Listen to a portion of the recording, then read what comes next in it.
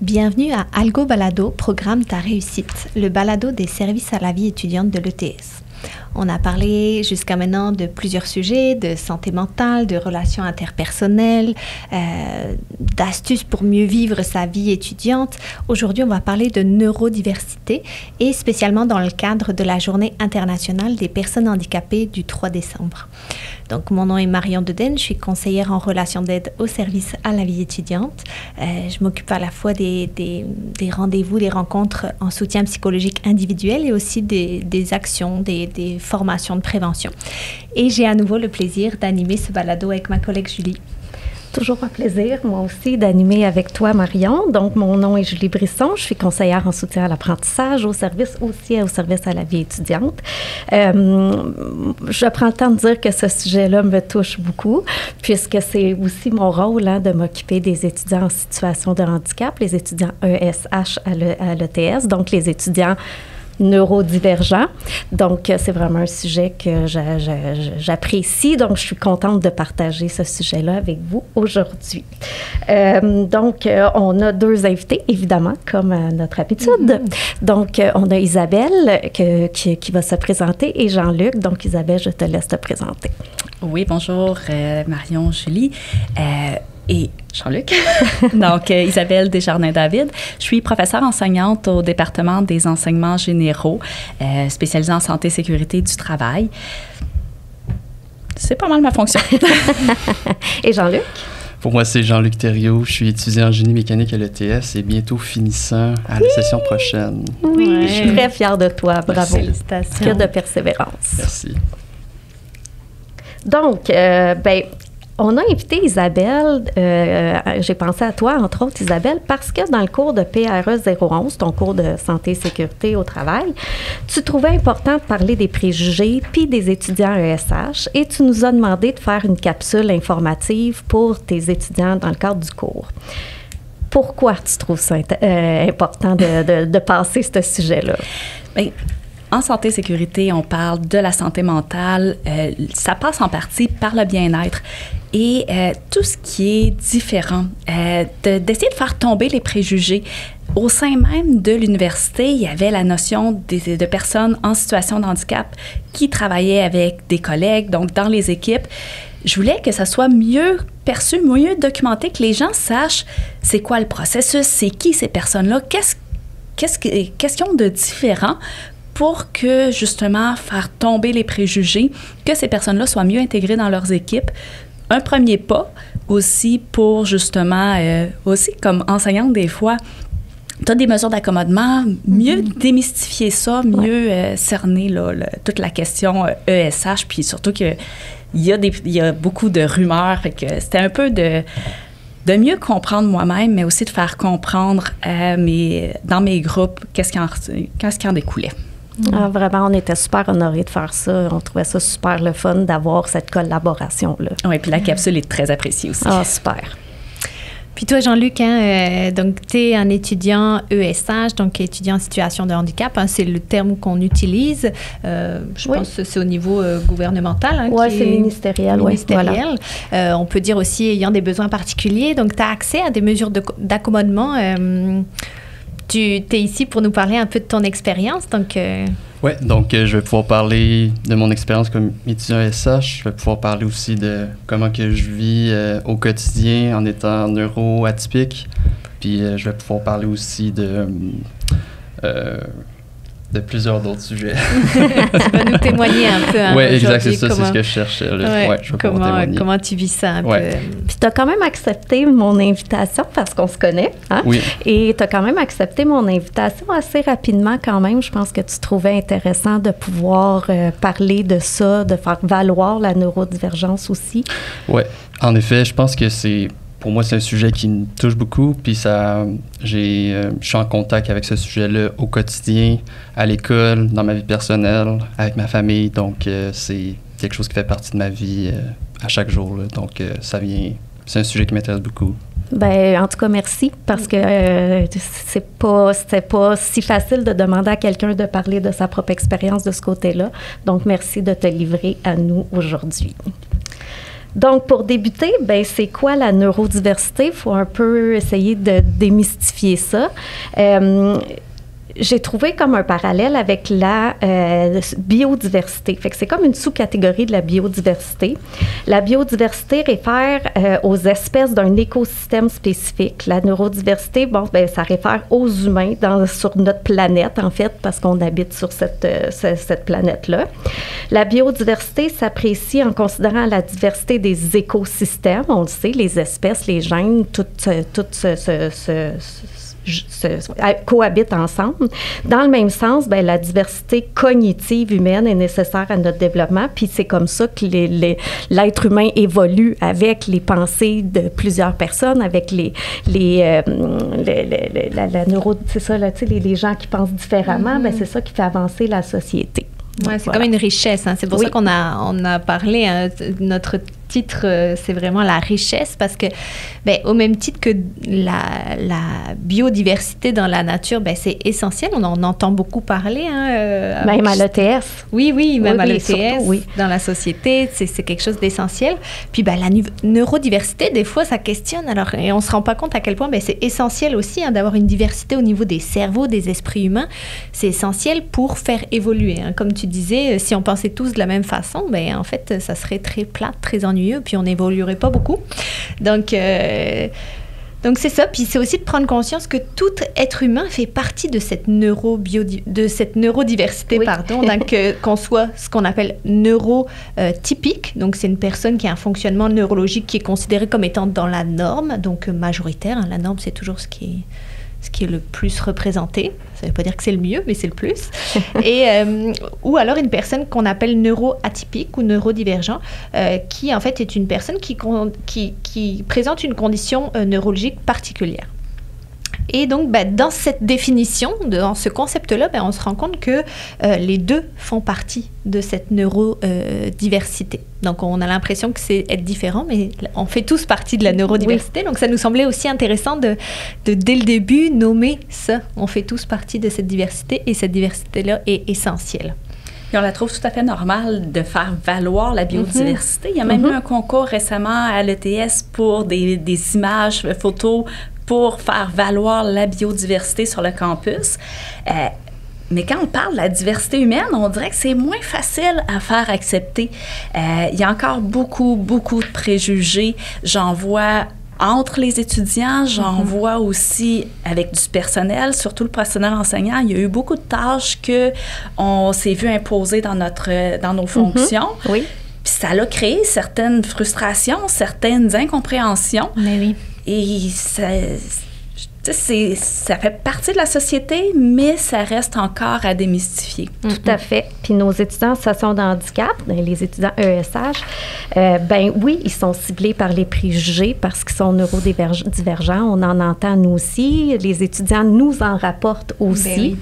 Ben oui. C'est malheureux parce que ces gens-là ont aussi des forces et souvent, ils ont même des forces décuplées parce qu'ils ont persévéré, ils ont mis en place des stratégies plus que d'autres personnes. Fait qu'on voit plus leurs différences, mais on devrait plutôt voir les forces de ces gens-là puis les compétences de ces gens-là parce qu'ils ont travaillé fort pour se rendre où ils sont rendus.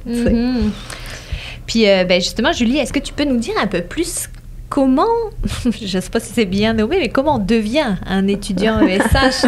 Qui sont ces étudiants ESH? Qu'est-ce qui fait qu'on a cette possibilité d'être étudiant ESH? Puis je dis possibilité parce qu'en fait, ce que ça peut amener, c'est d'avoir des accommodements qui permettent, on va en reparler un peu plus tard, qui permettent d'avoir finalement une équité d'apprentissage. Bien, un étudiant ESH, premièrement, pour être ESH, c'est étudiant en situation de handicap, il faut avoir une situation de handicap, donc un diagnostic qui a été nommé par un médecin, un spécialiste.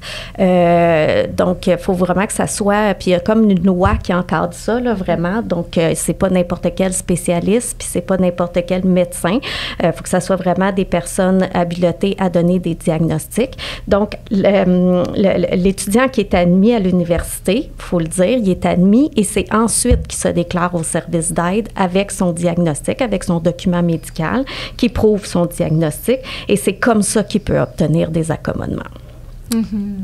Et je mettrais même s'il le souhaite, finalement. Oui, tout à fait. Il n'y a aucune obligation, effectivement. Oui, puis c'est ça, c'est par la volonté de toi-même. Dans le fond, je connais du monde qui ont des diagnostics, des handicaps invisibles, qu'eux, ils décident de ne pas aller chercher les mesures que le service aux étudiants offre. Mais comme que Julie a dit, pour un étudiant, c'est... Lors de l'admission, on est traité équitablement. On n'a pas besoin de mentionner lors de l'admission qu'on a ci, ça, tel handicap. Donc, pour ça, c'est super bien. Puis, ça ne met aucune barrière, dans le fond, à aucun étudiant.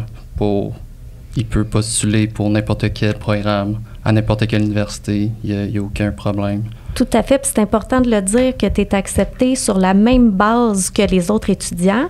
Et ton dossier, s'il était ouvert, par exemple, au cégep, tu avais des mesures d'accommodement au cégep, c'est pas transmis automatiquement à l'université. L'université ne le sait pas que tu as eu ces mesures-là. Tu es vraiment admis par rapport à ton dossier qui présente la même excellence que les autres étudiants. Donc, puis ça, c'est dans n'importe quel programme, n'importe quelle université. C'est important de le mentionner. Ouais. Donc, c'est comme s'il n'y avait pas vraiment de discrimination positive. Hein. Des fois, on peut supposer qu'il y a comme une discrimination positive. Oui, c'est ça. Oui, c'est vrai. On a souvent l'impression que quand on veut aller à l'université, ben l'université va regarder, il faut sélectionner certains nombres d'étudiants en situation de handicap, mais c'est vraiment pas le cas. Donc, il n'y a aucun souci à se faire à ce niveau-là. Non, tout à fait. Ouais. Donc, c'est important de voir qu'en fait, c'est un choix, finalement, de la personne qui a un diagnostic d'aller vers les ressources d'accommodement ou non. Donc, puis, je fais le lien aussi, des fois en stage ou en entreprise, c'est un peu la même chose. Hein. C'est l'étudiante qui choisit de nommer si elle a un diagnostic. Donc, c'est pas forcément à dire à l'entrevue pour essayer d'avoir plus de chance ou au contraire d'avoir peur de le dire, de peur d'être discriminé. Donc, c'est vraiment un choix de la personne. Mais des fois, ça peut permettre, puis on va y revenir, d'avoir des accommodements. Donc, les accommodements, on verra un peu plus ce que ça peut être. Mais c'est des adaptations du milieu qui permettent en fait d'avoir des chances de réussite, des chances pour performer équitablement. Hein. Tout à fait. Puis, je vais dans le même sens. Pas parce que tu as des mesures d'accommodement à l'université pour tes examens, par exemple, ou dans la classe pour certaines choses, que automatiquement, ça se transmet à l'employeur. Nous, on est vraiment sous le sceau de la confidentialité et on n'a pas le droit de transmettre ces informations-là. Donc, les gens qui disent, moi, j'en veux à l'école, mais dans mes stages, je performe habituellement bien et j'ai pas besoin de ça, sont pas obligés de le nommer non plus à l'endroit du stage. Donc, est-ce que ça pourrait être nommé d'un cours à l'autre? Parce que certaines personnes pourraient dire, dans tel cours, j'en aurais besoin, puis dans tel autre cours, j'en aurais pas besoin. Ça, on se le fait demander et nous, on n'a pas le choix de le rendre accessible pour tous les cours parce que notre façon de fonctionner fait que quand tu as des mesures d'accommodement, ça se rend à tous tes enseignants. Mais les étudiants ont le droit parce que, comme tu sais, Isabelle, c'est les profs qui nous donnent les informations des examens. Puis après ça, nous, on regarde c'est qui les étudiants dans chacun des cours où le prof nous a demandé. Par contre, l'étudiant reçoit un courriel pour confirmer que le prof a bel et bien fait la demande pour l'examen. Et l'étudiant a le droit de dire, pour cet examen-là, je n'ai pas besoin de mes mesures d'accommodement. Donc, il peut nommer qu'il ne veut pas de mesures d'accommodement pour cet examen-là. Et pour l'autre examen, dire que oui, il en veut des mesures d'accommodement. Donc, ils ont toujours le choix de dire s'ils veulent des accommodements ou pas, les étudiants. Donc, c'est pas une obligation, encore une fois, quand on a des accommodements. Mais sont enregistrés pour tous les cours. Ils ne sont pas juste enregistrés pour un ou deux cours. Puis ils sont enregistrés, mais de façon quand même sans nommer le diagnostic. Tout à fait, Donc, on voit les accommodements, mais sans dépasser... C'est ça, tu as accès à une liste, puis tu vois seulement le nom et les accommodements. Tout à fait, tout à fait. Donc oui, les diagnostics peuvent varier. On ne les nomme pas aux enseignants, mais les diagnostics, évidemment qu'il y en a plusieurs. On est plus enclin de comprendre, en général, les besoins d'accommodement d'un étudiant qui a un handicap physique ou moteur, quelqu'un qui est en fauteuil roulant, par exemple, ou quelqu'un qui a une déficience visuelle. Évidemment qu'on va comprendre que quelqu'un qui a une déficience visuelle, ça se peut qu'on traduise des documents en braille, par exemple, ou qu'on accepte qu'il y ait un logiciel de grossissement pour lire sur l'ordinateur s'il y a une vue qui est en train de baisser, par exemple. Évidemment qu'on comprend tout ça. Ce qui est plus difficile à comprendre, c'est, tu l'as nommé tantôt, Jean-Luc, les diagnostics invisibles. Les TDAH, les dyslexie, dysorthographie, dysphasie, autisme, bon, il y en a d'autres, mais ces diagnostics-là, on les voit pas. Et c'est là, des fois, que c'est un petit peu dur de comprendre pourquoi ces étudiants-là ont droit à des mesures d'accommodement quand on comprend pas c'est quoi le besoin ou c'est quoi la limite de cet étudiant-là ou sa difficulté qui provient du diagnostic. Oui, puis c'est là que ça devient un peu embêtant parce que pour quelqu'un de l'externe, ça peut être difficile de comprendre, d'être empathique ou d'avoir une certaine sensibilité.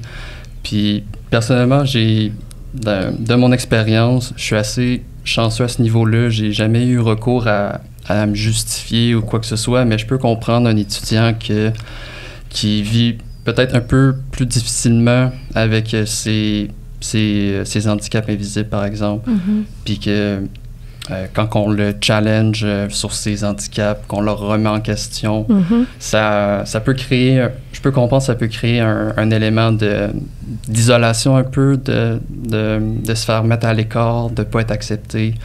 Puis ça, c'est pour un jeune étudiant qui rentre à l'université, ça peut être super intimidant. Puis dans les travaux d'équipe ou quoi que ce soit, ben oui. Souvent, c'est quelque chose que il y a des étudiants qui je pense, ça peut les embêter un petit peu. Mais je pense qu'il y a un changement de ce que je compare de mon expérience il y a longtemps quand j'ai été diagnostiqué, puis jusqu'à maintenant, je pense qu'il y a un changement qui se fait.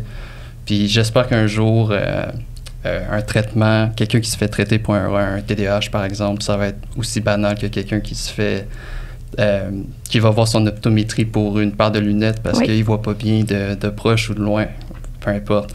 Mais ça me fait penser à un livre que j'ai lu d'Annick Vincent, psychiatre qui est spécialisée dans le TDAH. Puis elle a écrit 2 livres en lien avec le trouble du déficit de l'attention. Puis le premier, c'est « Mon cerveau a besoin de lunettes ». Donc cette version-là est pour les enfants. Puis moi, j'ai lu la version pour les adultes qui est « Mon cerveau a encore besoin de lunettes ». Puis c'est... Dans le livre, tout est bien synthétisé, tout est très bien vulgarisé, de façon banale, dans le fond, là, pour un peu rendre le sujet au même niveau que n'importe quel autre sujet qui est initialement tabou aux yeux de ben du monde. Tout à fait, tout à fait. Puis je prends le temps de raconter une anecdote qui est, je pense, pas dans notre planning, mais je prends le temps de la raconter parce qu'elle est racontée parce qu'elle est assez récente. Mon plus jeune s'est fait diagnostiquer dyslexie, dysorthographie il y a 2 semaines. Et bon, dit à son frère, bon, ben je vais avoir l'ordinateur, puis je vais avoir des outils pour m'aider à m'autocorriger parce que c'est difficile pour moi. Et son grand frère, qui est en secondaire 1, pas très plus vieux que lui, me dit, mais maman, c'est pas tricher ça, d'avoir accès à des outils comme ça. Moi, il faut que j'apprenne à me corriger tout seul. Je dis, oui, mais toi, est-ce que tu as des difficultés à voir tes fautes? Il dit, non, mais il faut que je prenne le temps de regarder puis chercher. J'ai dit, oui, c'est vrai. Mais j'ai dit, moi, là, j'ai besoin de lunettes pour lire mon téléphone. J'ai dit, toi, est-ce que tu as besoin de lunettes pour lire ton téléphone? Il dit, ben non, je vois bien. OK. Mais si je te dis, mets mes lunettes, il dit, mais maman, je vois rien dans tes lunettes. Donc, tu n'as pas besoin de lunettes. Si je te donne mes lunettes, tu vas être désavantagé. Mais moi, si tu m'enlèves mes lunettes, je vais être désavantagée. Donc, j'ai besoin de mon outil. Toi, tu n'en as pas besoin. Puis là, ah ouais, OK, je comprends. À 13 ans, déjà, il posait la question, est-ce que c'est une injustice? Fait que en tout cas, j'ai trouvé ça très, très pertinent, surtout qu'on est dans ce sujet-là en ce moment, avec la journée des personnes handicapées qui s'en vient. Fait que je trouve, tu sais, si il se pose la question à 13 ans, on comprend que plusieurs personnes peuvent se poser des questions par rapport à ça. Parce donc, que si on oui. revient à l'idée aussi, on sait que si on sert d'antidote, pour tout le monde, ça va aider pour l'orthographe. Et c'est un peu aussi dans ce sens-là, parce qu'on le voit visuellement, mais les lunettes, avec l'exemple que tu donnes, ça... Ben oui, on comprend très bien que c'est ça, l'outil est essentiel à la réussite, tu sais. Donc c'est ça, je trouve que, comme tu dis, ça évolue, mais tranquillement, ça part aussi des gens qui doivent parler de ça, qui doivent faire évoluer les mentalités. Ben oui, puis il y a eu la chance de poser la question à pas mal la meilleure maman qui soit pour ça, hein. Mais ça montre à quel point, en fait, ça nécessite de l'éducation. Oui. En fait, puis c'est aussi une manière, tu sais, puis je trouve ça beau, tu sais, que ton fils t'ait questionné là-dessus, hein, de dire, ben ouais, mais est-ce que c'est pas un peu triché? Est-ce que c'est pas... Mais c'est ça, ça demande de l'éducation, c'est pas forcément... On comprend pas forcément tout de suite, puis c'est correct, hein, on a besoin d'être sensibilisé, éduqué à toutes sortes de sujets. Puis c'est ça m'amène aussi à se questionner chacune sur comment on peut être allié, comment on peut, à son niveau, développer des milieux qui nous permettent, en fait, qui permettent aux personnes qui sont neuroatypiques ou qui ont des handicaps visibles, invisibles, de se sentir à leur place, de se sentir bien. Donc, c'est pas... je fais un lien avec les personnes de la communauté LGBTQ+. C'est pas à elles d'éduquer systématiquement, hein, c'est à l'ensemble de la communauté, à l'ensemble des personnes d'être des alliés puis d'être sensibilisés à ces réalités-là. Donc, puis aussi... se souvenir que c'est pas une lubie, hein, les accommodements, c'est pas tiens, on va faire plaisir. En fait, c'est quelque chose qui est réglementé, hein. Oui. C'est la Charte québécoise des droits et libertés de la personne, hein. Donc l'université, l'État a une obligation juridique, en fait, d'accorder des accommodements raisonnables pour assurer le droit à l'égalité. Donc c'est vraiment... En absence de ces mesures-là, la personne n'aurait pas une chance égale d'accomplir ce qu'elle souhaite réaliser, hein. Puis là, c'est intéressant de voir c'est quoi un peu une chance égale. Donc, il y a une belle image que je me sers en classe pour le présenter. C'est 3 personnes qui regardent un match de football ou peu importe, un match sportif. Et il y a une clôture. Il y a une personne de très petite taille, une personne très grande, puis une personne de taille moyenne. Fait que seule la grande personne peut voir au-delà de la clôture. Fait que là, on vient donner un bloc à chacun. Donc, on peut dire l'égalité ici, mais parce qu'on a tous donné la même chose, mais c'est pas équitable parce que la petite personne voit toujours rien, puis la grande personne, elle n'avait pas besoin. Elle n'avait pas besoin. Tandis que si on vient donner plus de blocs à la très petite personne, un bloc à la personne de taille moyenne, puis aucun bloc à la grande personne, tout le monde peut voir. Encore mieux, si on enlève la clôture, là, tout le monde va pouvoir voir sans se poser de questions. Mais cette image-là peut être transposée aussi dans le milieu universitaire quand on parle de l'évaluation, quand on parle de la formation, quand on parle d'un paquet de sujets, pour justement que ces personnes-là se sentent intégrées dans le monde universitaire. Exact, hein, comme la paire de lunettes, l'idée c'est pas, ça nous viendrait plus à l'idée, c'est pour ça que j'aime cet exemple de paire de lunettes, hein, ça nous viendrait plus à l'idée d'interdire à une personne de porter ses lunettes pour un examen ou pour lire ou pour conduire. Pourtant c'est un accommodement finalement, hein, mais qui a été accepté par la société. Tout à fait, tout à fait. Puis il y en a des accommodements dans la société pour des gens qui ont même pas qui sont pas considérés en situation de handicap, là. On parle de, par exemple, une place de stationnement pour les familles, hein, qui sont proches de la porte. C'est pas un handicap d'avoir une famille, hein? Dites-moi non, s'il vous plaît. Mais c'est vrai qu'avec un bébé, un petit garçon qui se promène la main dans la main, qui marche pas vite, avec une coquille dans l'autre bras, c'est vrai qu'on est content d'être proche de la porte, tu sais. Puis c'est un accommodement que tout le monde trouve normal. Puis la personne qui vient tout seul puis qui a pas de famille, dit, ben oui, mais c'est normal que je marche un peu plus. Moi. Je suis pas loadée comme la famille, comme la femme ou l'homme qui est avec sa famille. Donc, c'est ça, tu sais, les accommodements, on les trouve normales pour certaines personnes, mais à l'université, des fois, on trouve ça un peu moins normal. Et pourtant, ben, c'est des situations, ces étudiants-là, ils ont des situations qui leur permettent les accommodements leur permettent de mieux performer, de performer au même titre que les autres. Un peu comme le bloc. La grande personne, elle perd rien si on lui donne pas de bloc.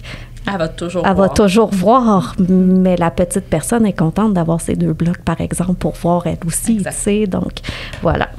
Mais comme prof, j'enseigne quand même depuis plusieurs années et sur mes listes de classe, je remarque qu'il y en a de plus en plus de gens qui figurent sur la liste des ESH. Puis des fois, j'entends des gens aussi douter de justement la pertinence d'avoir autant de personnes. C'est quoi la croissance? Est-ce que vous avez des informations par rapport justement à ces statistiques-là qui sont souvent informelles de notre côté, mais de votre côté, est-ce que vous pouvez le voir au SVI?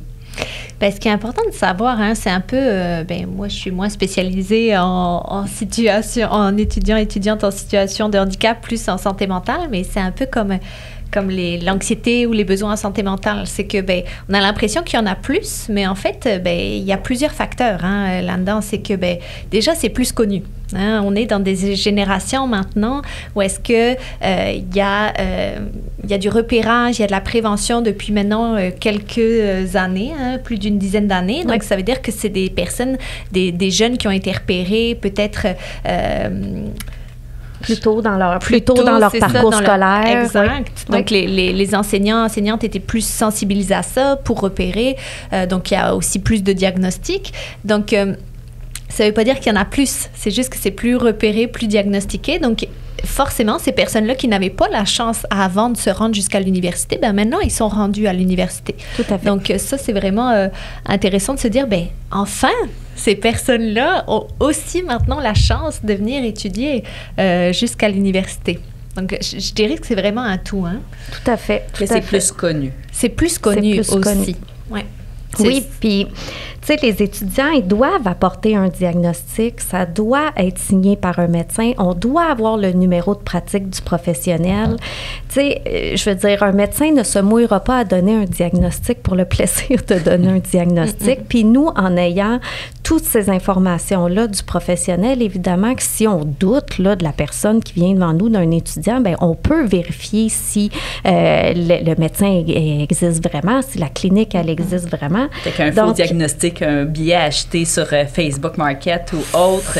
C'est ça. Il y a peu de chances que ça passe. Tu sais, là, faudrait vraiment se fermer les yeux, puis parce qu'on prend vraiment le temps. Puis maintenant, on demande même de nous l'envoyer avant la rencontre. Fait qu'on peut même prendre le temps de vraiment lire, observer le document qui nous est envoyé avant de rencontrer l'étudiant.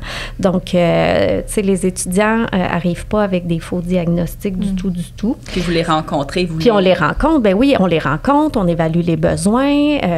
Jean-Luc, on s'est rencontrés il y a quelques années. Tu sais, on pose des questions, moi et mes collègues. C'est quoi tes besoins? Qu'est-ce que tu as eu auparavant? C'est quoi que tu as comme difficulté à l'école? C'est quoi tes forces? On le demande aussi parce que des fois, ça peut compenser certaines limitations puis que ça mérite pas autant d'accommodement, par exemple, parce qu'il y a des bonnes forces. Fait que c'est là qu'on voit tout le profil de l'étudiant avant même de penser à donner des mesures. Puis après ça, on regarde avec l'étudiant quelles mesures seraient bénéfiques pour son passage scolaire. Fait que c'est une analyse 1 à 1. Tout à fait. Tout à fait. On le fait pour chacun des étudiants avant de donner des mesures d'accommodement. Puis ce qui est constaté aussi, pour en parler quand même régulièrement, c'est que souvent, on se rend compte qu'il y a plus d'étudiants et étudiantes qui auraient besoin d'accommodement, mais qui ne le font pas, soit par gêne, soit par peur que ce soit pas confidentiel, par méconnaissance, que plutôt des personnes qui ont tendance à abuser. En fait, on a l'impression que peut-être aussi parce que les personnes qui ont tendance à abuser, ça se voit plus ou ça vient plus frustré. Donc, c'est plus cela qu'on retient, mais il faut penser aussi à tous ceux et celles qui ont des diagnostics puis qui ne vont pas chercher les accommodements. Puis ça existe et c'est souvent, en fait, plus fréquent. Oui, puis j'ai lu un article, justement, là, qui vient de l'Université Laval. L'article s'appelle « Obstacles et facilitateurs perçus par les ESH à l'université et l'appréciation des services ». Ils ont fait une enquête auprès de leur ESH à l'Université Laval. On sait que l'Université Laval, c'est très grand, fait qu'ils ont beaucoup plus d'étudiants ESH aussi. Puis un des obstacles qui est nommé par les étudiants en situation de handicap, c'est vraiment la crainte d'être discriminé puis la peur des jugements des gens. Fait que de là, notre confidentialité, elle est super importante, essentielle, puis il faut rassurer les étudiants quand on les rencontre par rapport à ça. Ouais, puis si je peux rajouter à ce que tu viens de dire, Julie, dans le fond, pour un étudiant ESH, je trouve que c'est bien que le côté confidentiel soit mis de l'avant parce que ça fait qu'on n'est pas étiqueté, qu'on est vraiment mis au même piédestal. On a l'équité, en fait. Puis aussi, je trouve que ça évite un peu un phénomène de hiérarchisation des handicaps. Par exemple, il y a des handicaps qui sont un peu moins bien vus que d'autres ou qu'il y a plus de stigma. Oui, tout à fait. Ce qui est encore présent.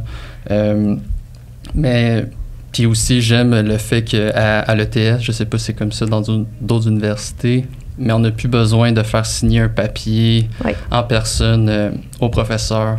Parce que ça peut, par expérience, ça peut amener des questionnements. Puis là tu as l'impression de te faire étiqueter. Puis, mais maintenant, là, c'est plus dans le système. Donc, c'est même pour les professeurs, c'était pas agréable. Ben oui, j'imagine. Oui. Donc, oui. Pour renchérir sur ce que tu disais aussi, j'entends certaines personnes valoriser certains handicaps. Oui, c'est vrai aussi, oui. Autant les dévaloriser que les autistes sont tous hyper intelligents. C'est une possibilité, mais c'est des formes d'intelligence différentes. Fait que des fois, ça me fait sourire un peu, puis je pense que c'est beaucoup de méconnaissance. Tout à fait, puis c'est pas parce que tu as le même diagnostic que l'autre à côté de toi que vous êtes pareil. Comme quelqu'un qui n'a pas de diagnostic qui est à côté de quelqu'un qui n'a pas de diagnostic, sont pas pareils non plus, tu sais. Fait que c'est pas parce que tu as le même diagnostic que toutes tes caractéristiques sont identiques. Les mêmes, exact. Tout à fait. Tu nommais aussi, Jean-Luc, que des fois, le fait d'avoir des accommodements, ça amène presque une forme de pression. Tu nous disais ça, hein? Oui, un peu. J'ai eu des débats, des discussions avec des amis ou avec des étudiants. Puis, par exemple, je pense que le sujet qui revient souvent, c'est le fameux temps supplémentaire. Avoir plus de temps, souvent, admettons, un étudiant régulier va dire « Ah, ben si j'avais eu plus de temps, mes examens, ben j'aurais eu une meilleure note ou quoi que ce soit. » Mais ce qu'il faut comprendre, c'est que le temps supplémentaire est souvent ajusté selon tes conditions. Comme moi, mon temps supplémentaire est ajusté par rapport à mes handicaps invisibles. Puis je donne pas d'excuse que j'ai du temps supplémentaire, fait que je devrais avoir des meilleures notes. Si j'ai pas une bonne note, je l'assume totalement. Puis après ça, c'est un travail de réflexion que je me dis, OK, ben qu'est-ce qui n'a pas marché? Qu'est-ce que je peux faire différemment? Parce que le temps supplémentaire me permet juste de trouver une équité par rapport aux autres étudiants. Mais c'est pas un avantage. Non, exact. C'est ça qu'il faut se rappeler, ouais. Puis tu as le même travail à faire que les autres étudiants. Tu as à étudier, tu as à te préparer, tu as à faire tes numéros de maths, tu as à... Le même examen. Tu fais le même examen, tu as à te remettre en question quand ça n'a pas bien été aussi. Je veux dire, tout ça, tu es un étudiant aussi. Tu as le même cheminement que les autres par rapport aux réflexions, par rapport à l'étude, par rapport à ta préparation. Là. Exact. Puis j'ai un de mes amis proches que lui, il a une maladie chronique, puis son niveau de... Son temps supplémentaire, c'est aussi en fonction de son niveau d'énergie fluctue, puis c'est pas lui qui choisit ça, là, c'est du jour au lendemain, ça peut fluctuer, puis fait que pour lui, ça lui donne une certaine assurance que il peut faire son examen sans stress, puis aussi... si c'est pas une bonne journée pour lui, Exactement. Ben, il va avoir quand même la possibilité de faire son examen puis de se rendre au bout, même s'il n'est pas super efficace comme il peut l'être parfois. Tout à fait. C'est une maladie chronique, puis des fois, les maladies chroniques, on les voit pas non plus, là. Exact. On les connaît pas, là. Ça peut être imprévisible. Tout à fait. Par contre, il y a des fois où l'acceptation de la neurodiversité, ben ça peut commencer tout jeune. Hein? On parlait d'éducation. Tu avais un exemple parce que tu as travaillé dans un camp de jour. Oui. Dans le fond, c'est ça. J'étais agent d'intégration au camp de jour de la ville de Boucherville pendant plusieurs étés. Puis c'est de loin le meilleur emploi pour un étudiant. C'était vraiment des beaux étés. Mais j'étais agent d'intégration pour des enfants qui avaient des handicaps physiques, invisibles, des troubles de comportement.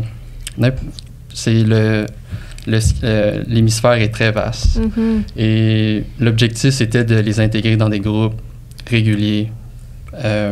Et on avait 3 enfants par moniteur. Donc, j'avais 3 enfants par été.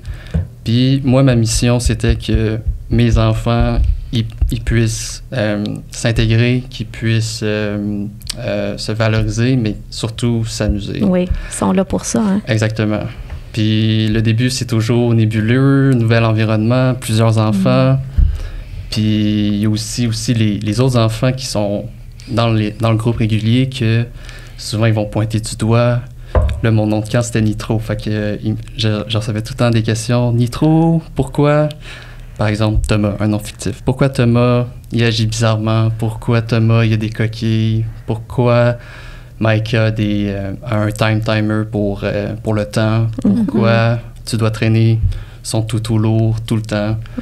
Puis, je réalisais que, c'est sûr, c'est des enfants, mais il n'y avait pas la conscience que certains enfants avaient des besoins particuliers, des outils. Dans le fond, le timer, ça reste un outil. Un toutou lourd, c'est pour apaiser quand ils sont stressés. Exactement. Ouais. C'est des outils, dans le fond. Puis, une autre mission que je m'étais donnée, c'était de leur expliquer que, tu sais, dans ton groupe, il n'y a pas toujours il va y avoir du monde qui ont des limites plus que toi, qui vont peut-être agir un peu différemment, mais ça va pas l'empêcher qu'il peut s'amuser, tout comme toi. Fait que je trouvais ça important de faire un peu la part des choses, puis après ça, de voir l'évolution que les enfants des groupes réguliers, ils intègrent les enfants intégration, puis que ça devienne leurs amis aussi. Puis ça aussi, c'est comme une petite mission accomplie, si je peux dire. Tout à fait. On parlait d'éducation tantôt. Oui, de sensibilisation. L'éducation de partout, à la maison, mais aussi à l'école, les camps de jour, ça vient de partout. Là, plus ça commence jeune, plus c'est intégré rapidement, plus ça risque de perdurer. Et ce que je vois aussi dans ton exemple, je trouve ça magnifique, ça me donnait des frissons, mais je trouve ça magnifique aussi de voir que peut-être que les personnes qui n'avaient pas besoin d'agents d'intégration, c'est comme ça, agents d'intégration, peut-être que les journées où est-ce que ça va moins bien, ou ils se sentent tristes, peut-être qu'ils vont s'autoriser davantage aussi. Donc, tu sais, c'est pas juste une sensibilisation envers les personnes qui ont des besoins particuliers. Des fois, c'est comme une sensibilisation plus globale, où est-ce que les personnes s'autorisent un peu plus aussi à ressentir, à avoir des moments où ça va pas bien. Donc, j'ai l'impression que c'est gagnant vraiment pour chacune. Oui, puis je pense que aussi, c'est ça, c'est les enfants, je pense que ça leur a fait découvrir que, tu sais, c'est correct de vivre des moments un peu plus difficiles, puis d'être... Des fois, on se sent un peu différent, mais c'est correct aussi de se sentir différent des autres. C'est ça qui est beau aussi, en fait. De se sentir unique. Oui, c'est ça aussi. Oui, tout à fait, tout à fait. Puis c'est ça que j'adorais de mes enfants intégration, c'est que il y avait un lien tellement fort avec eux parce que ils se sentent acceptés. Ils se sentent acceptés, c'est ça. Puis après ça, ça va dans deux sens. Là. Puis ils sont un peu sous ton aile, veux pas. Puis c'est gratifiant après de voir que durant l'été, ils ont pu évoluer. Puis que maintenant... Puis j'ai des parents qui ont gardé contact. Puis ils me donnent des nouvelles de leurs enfants. Puis... Ils me disent « Ah, il s'est bien intégré, il aime encore les petits trucs que tu lui as donnés ou quoi que ce soit. » Cool. Très cool. Puis le lien que je veux faire aussi, c'est que ces enfants-là, plus tard, ils vont aller à l'université, ils vont être un de mes collègues de classe, un de mes collègues de travail, puis ils ont tout aussi le droit de pouvoir réussir comme n'importe qui d'autre. Tout à fait. Puis tu parlais d'intégration, tout ça. Ils sont dans les classes, Isabelle? C'est nos beaux étudiants. Toi, tu as commencé à adapter aussi certaines choses dans la classe pour inclure tout le monde, puis que ces étudiants-là ne soient pas juste comme... là, mais à part des autres, justement. Ces méthodes-là, je ne les ai pas intégrées spécifiquement nécessairement pour des personnes ESH. Il y aurait des situations dans la vie pour tout le monde. t'as mal dormi la veille, t'as tes parents, t'as eu quelque chose, t'as un conjoint, ton chien est mort, ton grand-père est mort. Bon, OK, c'est un peu macabre, mes exemples, mais... La vraie vie, quoi. Exact. Il y a des jours où t'es en pleine forme. La fin de session, c'est une période stressante pour... Tout le monde. Tout le monde, là. Tout le monde va être plus fatigué. L'automne, la dépression saisonnière qui arrive. Il y a certaines évaluations, oui, on est obligé de garder respecter le règlement des études, amener des évaluations, conserver des preuves, mais on n'est pas obligé d'avoir 100% de nos évaluations qui sont faites de la même façon non plus. Entre autres, avec la capsule qu'on a enregistrée, puis oui, il y a la question SVE, il y a la question ESH, les services offerts, parce que je voulais faire tomber certains préjugés. Dans cette capsule-là, je fais une introduction aussi pour justement dire que c'est une question de sensibilisation et je veux amener les personnes qui vont visionner la capsule à réfléchir que oui, l'exemple qui va être mentionné dans la capsule s'adresse au ESH, mais qu'on parle de la communauté LGBTQ+, qu'on parle d'un racisme, n'importe quel sexisme ou n'importe quelle forme de discrimination, si on est sensibilisé à la question, on peut faire tomber un peu ça. Puis dans l'évaluation, je leur laisse une semaine. Donc, si lundi, ça va pas, ben tu le repousses au mardi. Tu n'as pas un délai de 15 minutes pour répondre à tes questions. Ouais. Je ne peux pas me permettre de faire toutes les évaluations comme ça, mais en même temps, certaines évaluations, je peux combiner, je peux faire de l'évaluation verbale aussi. Je l'ai déjà fait là, présentement, l'atelier ne se prête pas à ça, mais dans d'autres circonstances, il y avait un projet à réaliser en équipe.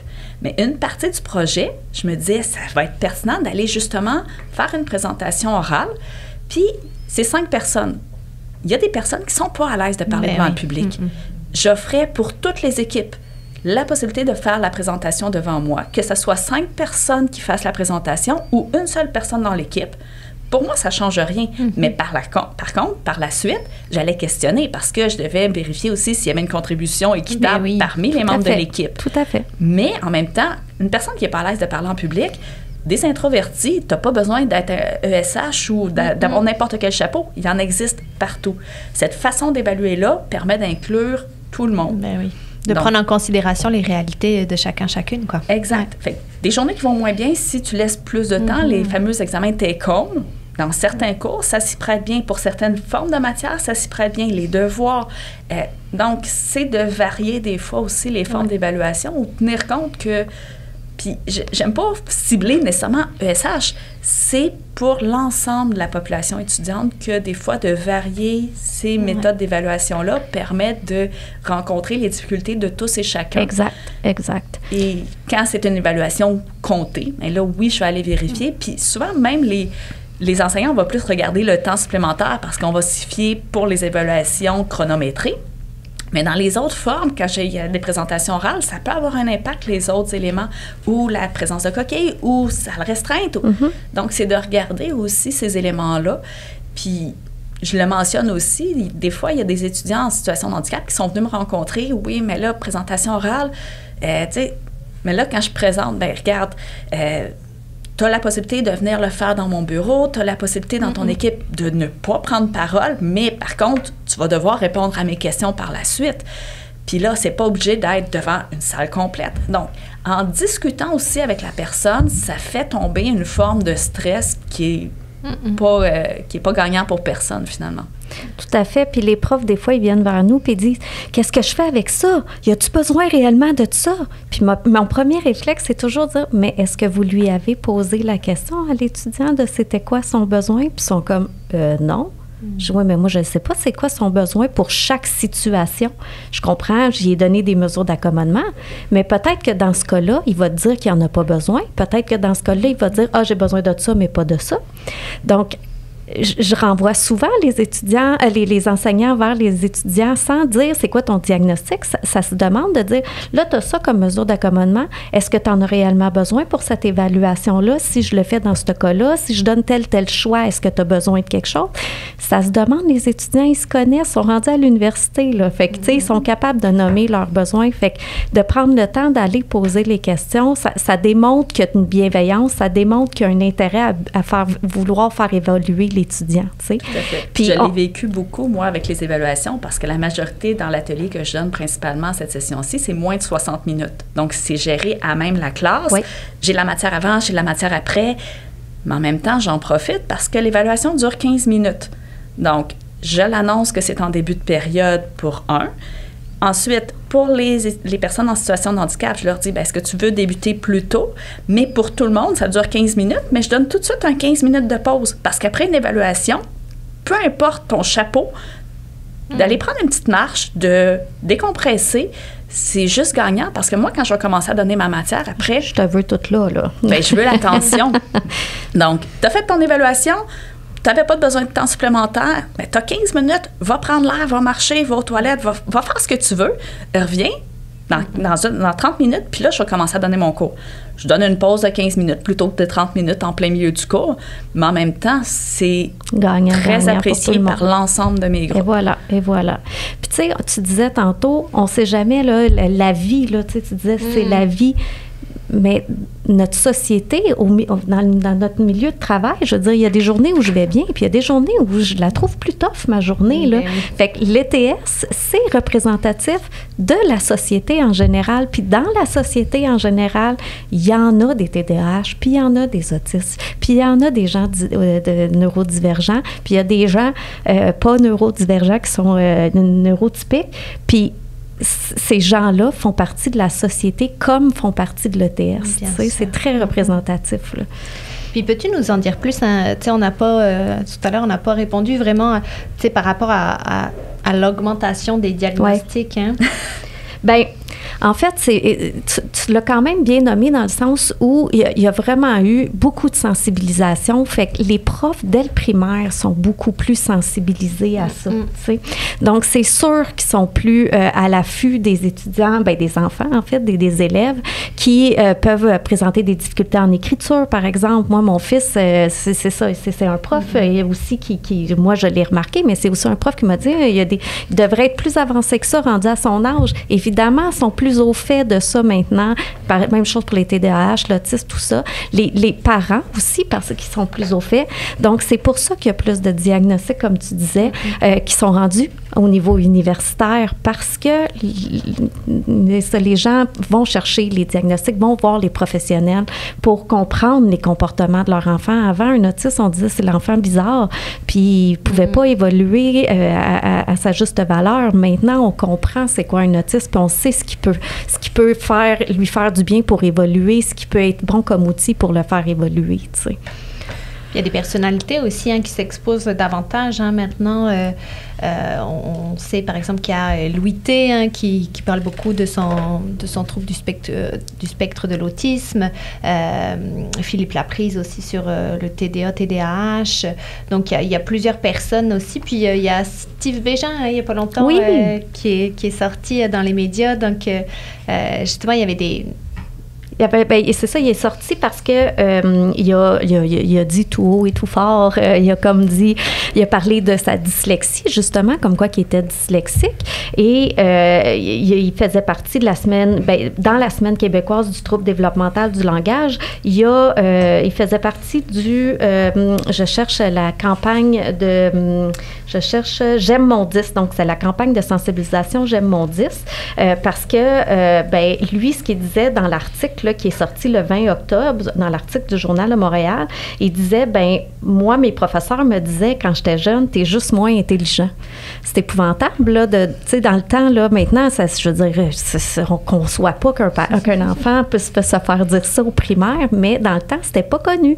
Donc, c'est ce qu'il disait. Il dit, c'était pas connu à l'époque. Les professeurs pensaient juste que je voulais pas travailler, que j'étais lâche, parce que c'était comme ça qu'on voyait les enfants qui avaient des difficultés. On disait, travaille plus fort, tu vas réussir. Mais c'est pas vrai, là. On le sait maintenant que c'est pas ça, tu sais.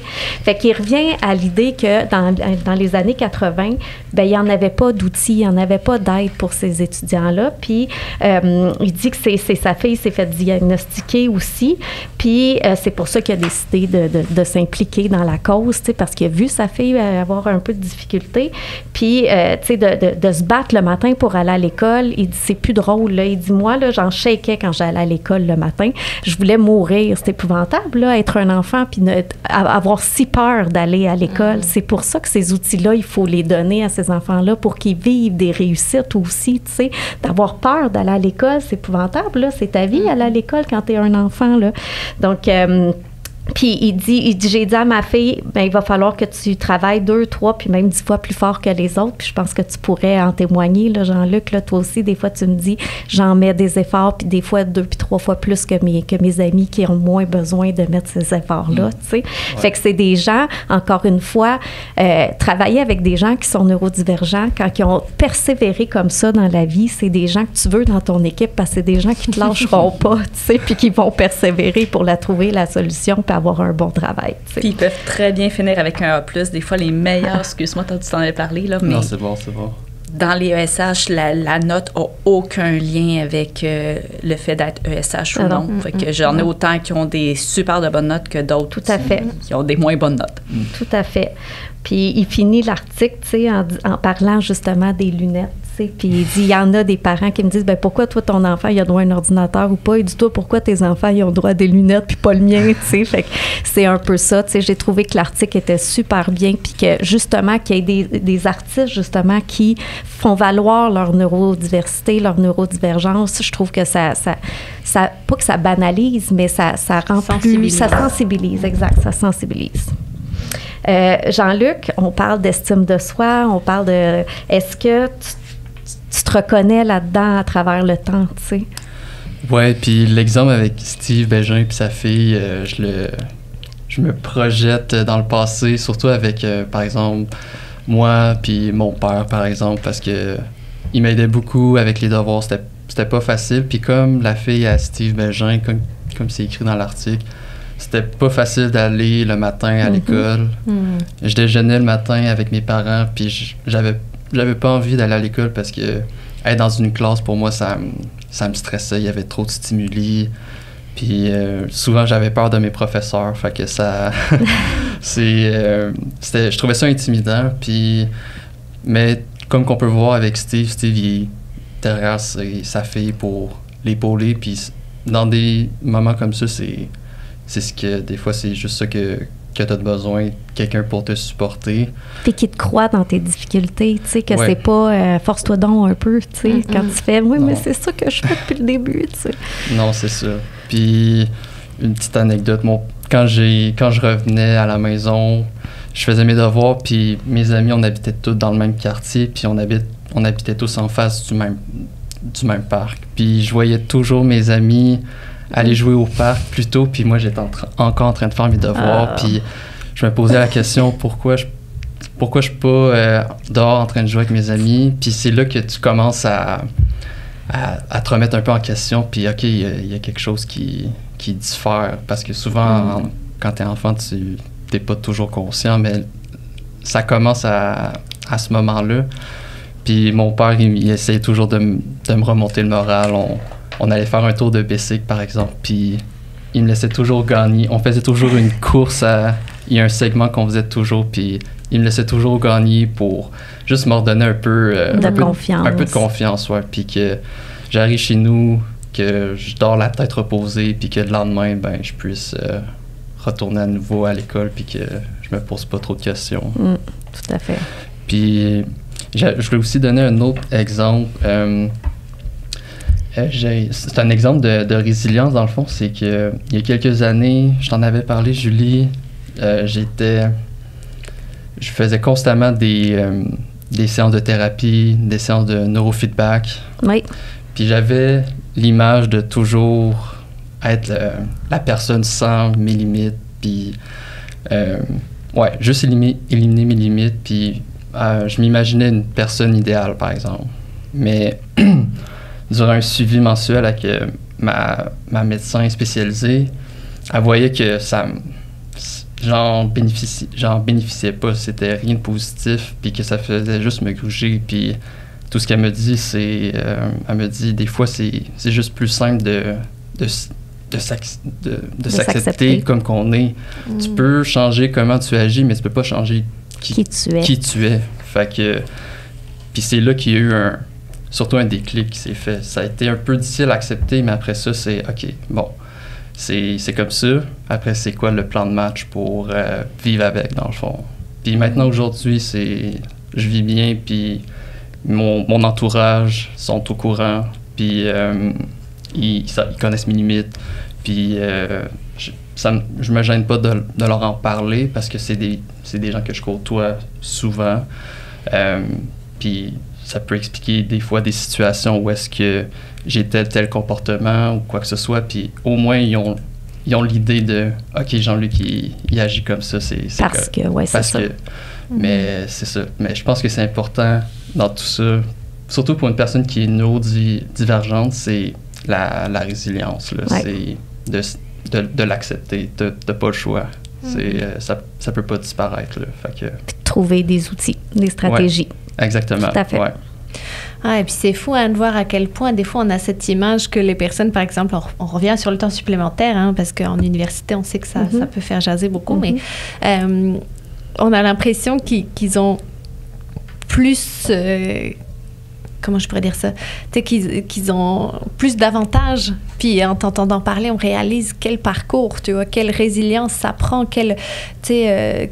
de mettre en place des outils, de travailler ta confiance, on voit j'ai envie de dire le parcours du combattant que ça t'a pris pour te rendre à bientôt finir ton bac. Donc, on voit tout le décalage qu'il peut y avoir entre nos préjugés et la réalité, finalement. Puis je pense que tu aimerais aussi nous parler de certains outils qui ont pu t'aider, comme par exemple Neurofocus. Oui, Neurofocus, qui était animé par Julie, ici.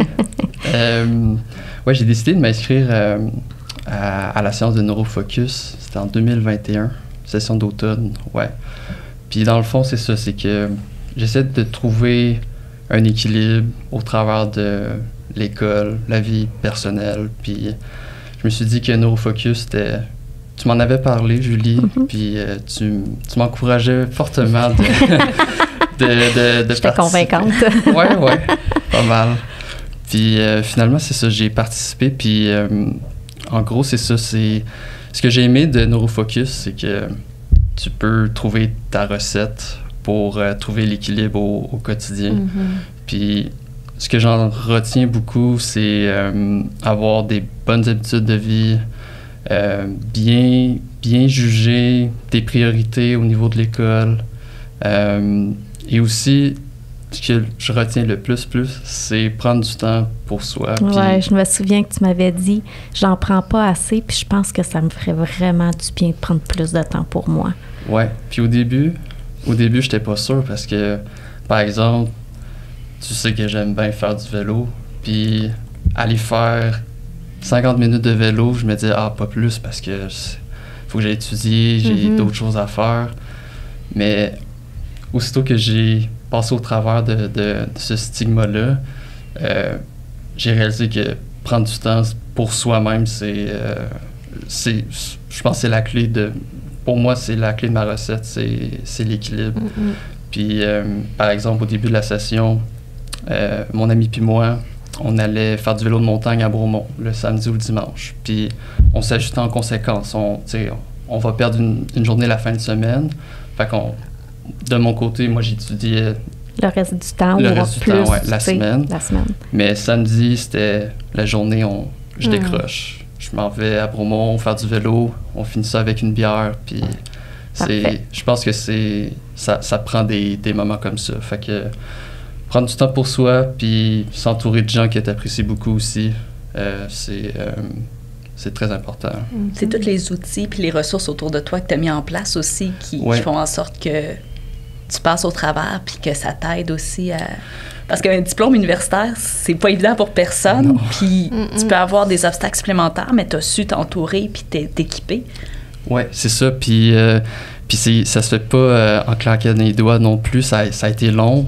Puis je peux comprendre que pour des étudiants, ça peut être très difficile de trouver un équilibre parce que on pourrait demander à n'importe quel étudiant, c'est difficile l'école. Puis en génie, on se cachera pas, c'est pas évident. On est barouetté de gauche à droite, puis on se fait souvent challenger par toutes les remises qu'on a, les examens. Fait que c'est super important, je pense, pour s'aider à passer au travers de se trouver, pas une petite routine, mais au moins une petite recette là, qui peut t'aider. Là. Sa recette personnelle. Sa recette, oui, exact. Ben, en tout cas, pour finir, je pense que ce qu'on peut retenir, c'est vraiment que c'est important, l'éducation. C'est important d'être allié. Vous en êtes dans notre société, dans notre université, en tant que prof, en mettant des choix pour les étudiants au niveau des évaluations, en changeant tranquillement les perceptions des étudiants par la capsule, avec ma belle voix dedans et la voix de Bruno. Je trouve que c'est super important d'avoir des gens comme vous qui font évoluer justement les gens dans l'université. Je vous remercie vraiment beaucoup d'avoir aussi accepté de venir parler de ça, de t'être livré. Tu nous as parlé beaucoup de ton expérience et je pense qu'il y a beaucoup d'étudiants qui vont se reconnaître aussi là-dedans. Là. Ben, je l'espère, oui. Parce vraiment. Que c'est ça le but, dans le fond, c'est que rendre ça un peu moins tabou puis que ça devienne banal comme toute autre chose. Là. Exact.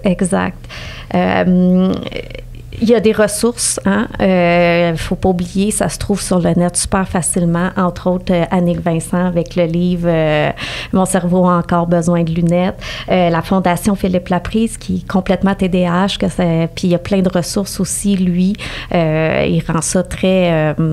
Accessible, tout à fait. L'Office des personnes handicapées du Québec pour tout type d'handicap, que ce soit l'autisme, il y a une fédération québécoise de l'autisme. Pour les 10, il y a l'Institut Les 10. Moi, je me comprends dans mon langage. Dyslexie, dysorthographie, dysphasie. Donc, il y a l'Institut des troubles d'apprentissage. Donc, vraiment, il y a des ressources pour tout type de handicap. Les étudiants peuvent se référer à des ressources. Ou directement au SVI. Ou directement, voilà, au SVI, puisqu'on est là pour accueillir ces étudiants-là. Puis un étudiant qui a un diagnostic, c'est bon à savoir, là, peut venir chercher des stratégies d'apprentissage sans ouvrir un dossier ESH. C'est pas nécessaire. Puis même un étudiant qui n'a pas de diagnostic exactement, peut y aller aussi. Tout à fait. On est vraiment là pour donner des outils. Tu sais, ce que tu as appris dans Neurofocus, oui, on le pousse, mais on peut en individuel en donner aussi des stratégies, des outils. Tu me corrigeras, mais Neurofocus est ouvert à tous. Oui, tout à fait, est ouvert à tous. Maintenant, il a évolué. Il y a même 2 cours Neurofocus. Il y en a un qui est plus axé sur les méthodes de travail, comme l'organisation, la prise de notes, et l'autre est plus axé sur les saines habitudes de vie, justement, tu sais, la gestion du stress, le sommeil, tout ça, comment bien gérer sa vie alentour des études. Donc, vraiment, ce cours-là peut être bénéfique pour tout le monde, mais on fait aussi du suivi individuel avec l'ensemble des étudiants.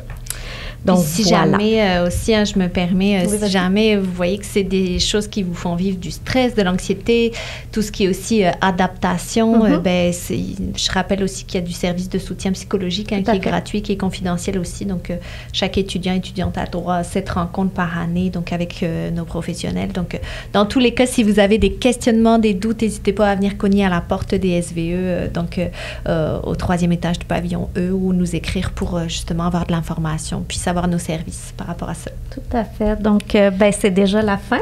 Merci beaucoup. Balado. Merci à vous. Puis, n'hésitez pas à nous écouter sur nos plateformes de balado. Voilà. Merci beaucoup. Bonne journée. Merci.